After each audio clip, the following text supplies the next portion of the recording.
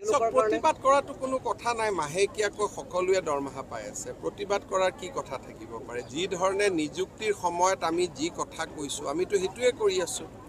প্ৰতিবাদ কেতিয়া হয়? যদি এপইণ্টমেণ্ট লোৱাৰ সময়ত আমি কৈছিলোঁ যে 10,000 টকা দৰমহা দিম, পিছত যদি 6,000 দিওঁ, তেতিয়াহে প্ৰতিবাদ হ'ব পাৰে।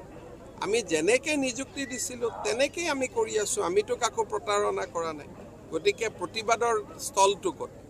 প্ৰতিবাদ কেতিয়া হয়? প্ৰবঞ্চনা কৰিলে হয়। আমিতো কাকো প্ৰবঞ্চনা কৰা নাই। বৰঞ্চ যদি কৈছিলোঁ যে চাকৰিটো 8,000 হ'ব, আজি দৰমহা বাঢ়ি 10,000হে হৈছে, কোনোতো কমি যোৱা নাই। প্ৰতিবাদ কৰাটো কোনো কথা নাই, মাহেকীয়াকৈ সকলোৱে দৰমহা পাই আছে। প্ৰতিবাদ কৰাৰ কি কথা থাকিব পাৰে? যি ধৰণে নিযুক্তিৰ সময়ত আমি যি কথা কৈছোঁ, আমিতো সেইটোৱে কৰি আছোঁ।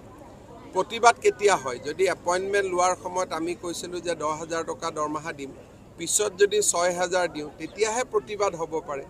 আমি যেনেকৈ নিযুক্তি দিছিলোঁ তেনেকেই আমি কৰি আছোঁ। আমিতো কাকো প্ৰতাৰণা কৰা নাই। গতিকে প্ৰতিবাদৰ স্থলটো ক'ত?